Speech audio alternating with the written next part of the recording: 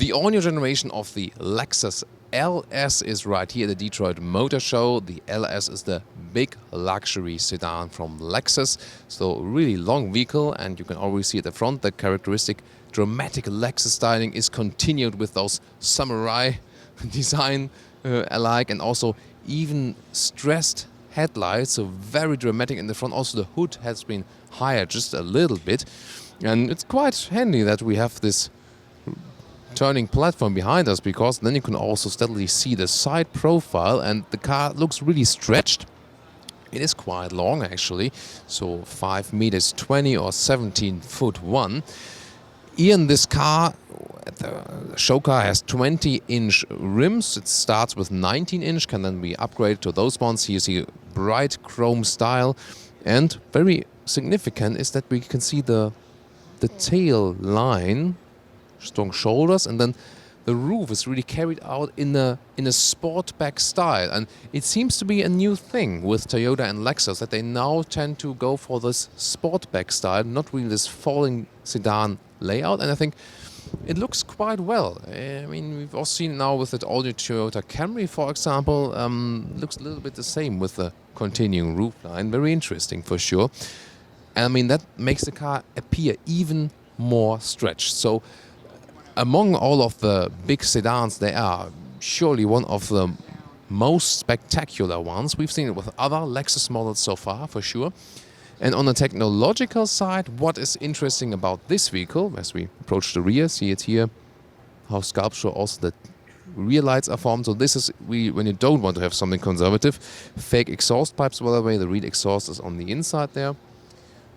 2 cameras, I can also see mount on the car LS500. So on the technological side, what's new? They have lowered the center of gravity, and that promises a sportier ride, they say. And engine-wise, there will be a new 3.5-liter V6 twin turbo with 415 horsepower. Also, there will be a hybrid variant available, then with less horsepower, 359 at the moment. It says this one will give you better fuel economy than, I mean, for such a heavy car, of course, it won't be so good, the fuel economy, but I mean, the hybrid can help definitely, and will also be sufficient as for the power. So really impressive layout on the exterior, and I want to hear your opinion, if you like it or not. My first impression is definitely, really screaming out, and maybe all of the other brands look rather boring if in contrast to this. But then you also have to think about that this segment here is also a segment where a lot of customers really tend to have choices in their cars which are a little bit more, drawn back and not screaming for attention that much.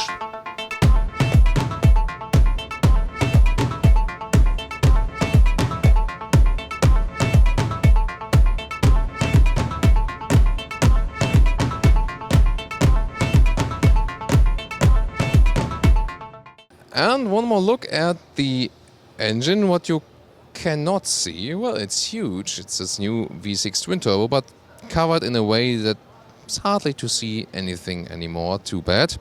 It is not revealed with which exact displacement figure or system the hybrid will come. That will come later.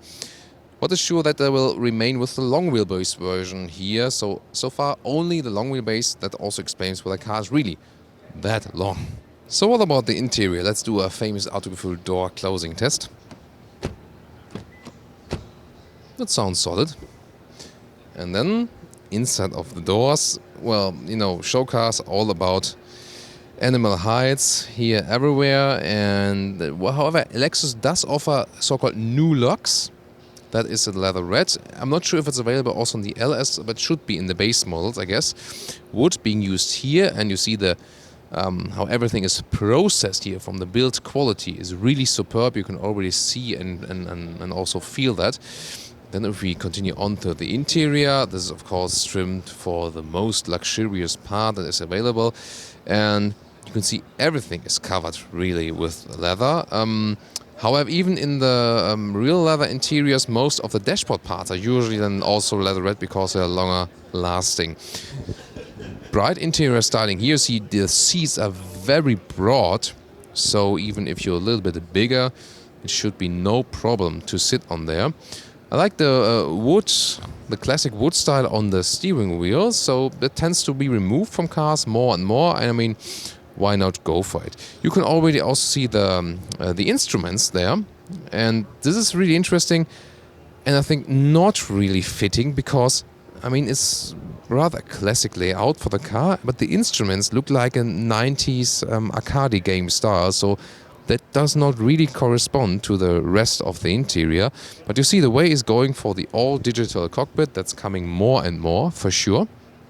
But the rest of the interior, what I see so far, they put a lot of contrast stitches in there.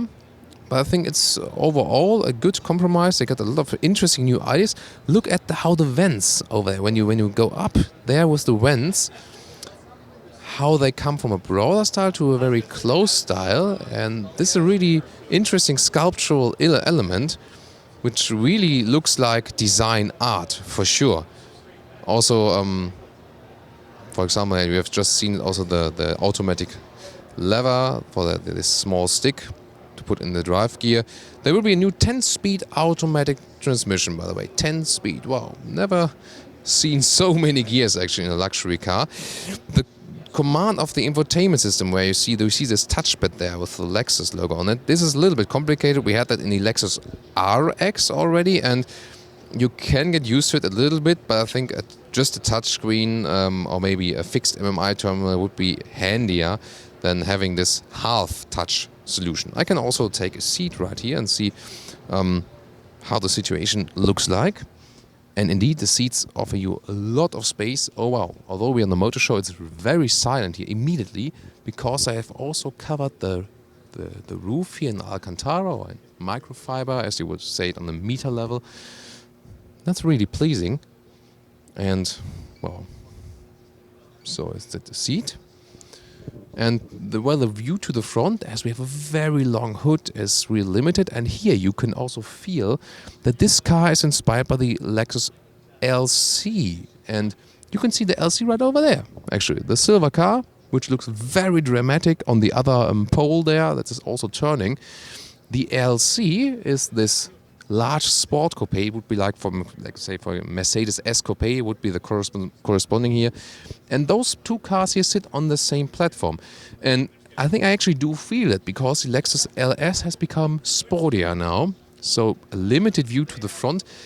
Actually, it's also not that high, so me with 1.86 or 6'1", don't have too much headroom here, and that's also stresses the sporty flat feeling of the car. You always have to find a compromise between offering enough room and comfort and being very sporty, but here they really thought, okay, let's do it sporty. A little bit strange what they did here on the top of the dashboard, where you can activate the snow mode to decrease the throttle input, and on the other side I have the driving mode, so I'm sitting here and then putting here or here to change the driving modes. A little bit strange decision, but other than that, we also have very pleasing factors. For example, how we have real metal here on the inside, here forming a sculpture again. There it is. Or also real metal is used here for the shifting pedals. So a lot of great elements, but of course, I mean, this car will be at least $100,000. So, I mean, we can also expect something else there. Well, here, by the way, if we open the armrest, folds up to the side, really interesting, with the USB port as well, 2 USB ports. Little space on the inside here. Interesting system that we slide up in this way. Pressing this button. We can also open the wooden cover here, slow and smooth function for adaptive beverage holders. This was a touchpad I was talking about, and you can also see how it affects the infotainment screen. We will soon show you that even more. But I mean, yeah, seating position is definitely comfortable, but for such a huge sedan, definitely the sporty way they've picked here. So a cockpit overview, and here again, this is my favorite design feature. You use this metal fins, and that they also change the form out. Again, a very good quality also when you turn knobs. Interesting, by the way, they don't use any clicking sounds with the volume, but it's just like freely rotating. But, you know, when you turn it, it feels soft in a way. It's a very interesting concept. Oh, well, the analog clock seems a little bit displays, doesn't it? Maybe they should have just left it out in this case. The infotainment screen really hidden right there. And that's against the current trend in the motoring industry, because they usually tend to have it in a seamless way now, integrated flat. Here it's put behind again. And you can see how I can use this touchpad here. And again, this one to me, I mean, I've tested so many different infotainment systems, and especially for a new user, this one is the worst human-machine interface you can have, to me. I think it's the most unhandy one. I know there are some Lexus customers who think differently, but just when I have all the Tesla touchscreen, Audi MMIs, and Volkswagen touchscreens, and BMW stuff, here this one here is the one I have most problems with. You can see it here again when I just also hear it like bam, bam, bam, bam, bam. I feel a little feedback. You can also hear the feedback basically. This clicking sound. That gives you a little bit feeling of what you're doing, but not the best feeling. You can adjust the sensitivity at least.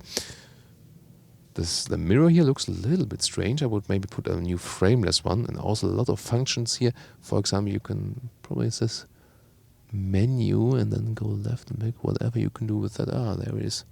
You can put that is here obviously to reduce the glare, for example.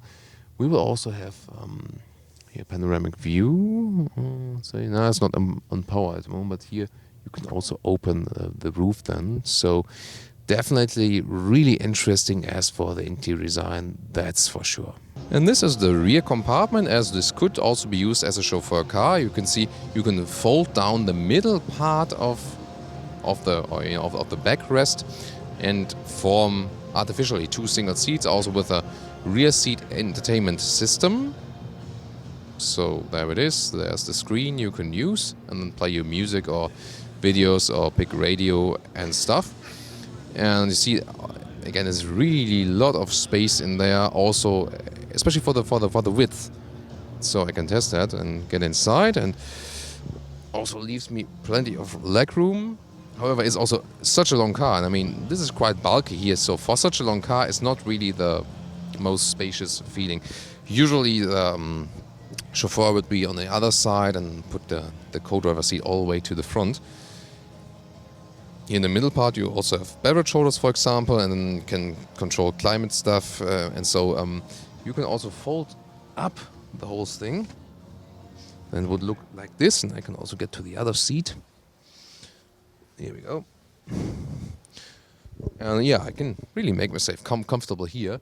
Headroom-wise, it does exactly fit with my size. 1 meter 86 or 6'1".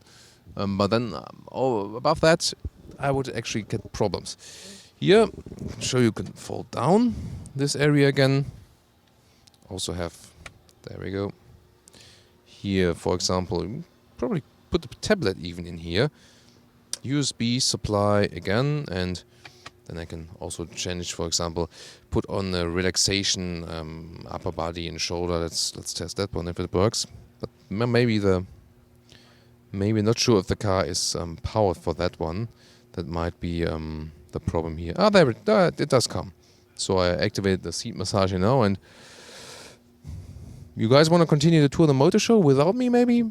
Because I could take some rest here and get the seat massage ready, thinking about something else. We'll have a short break, okay? I'll be back soon.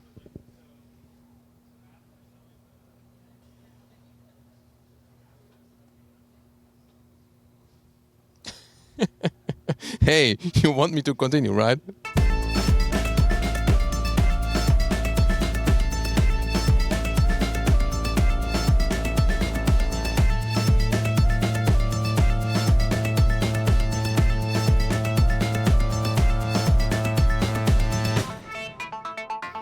So the new generation of the Lexus LS, it promises a sportier ride, also with a lower center of gravity, and definitely this new platform that is shared with the LC500 also gives a hint of that they want to have the sporty approach, yet a very interesting design on the interior. So you get most dramatical design for this segment on the exterior and a very central one on the interior. The infotainment control I do not really prefer, that's for sure. And they also do not offer any animal skin alternative. That's definitely also a negative point. The engine, however, promises new power, but also moves away from the standpoint which was unique for Lexus, that they would still be offering a naturally aspirated engine. That is obviously gone right now.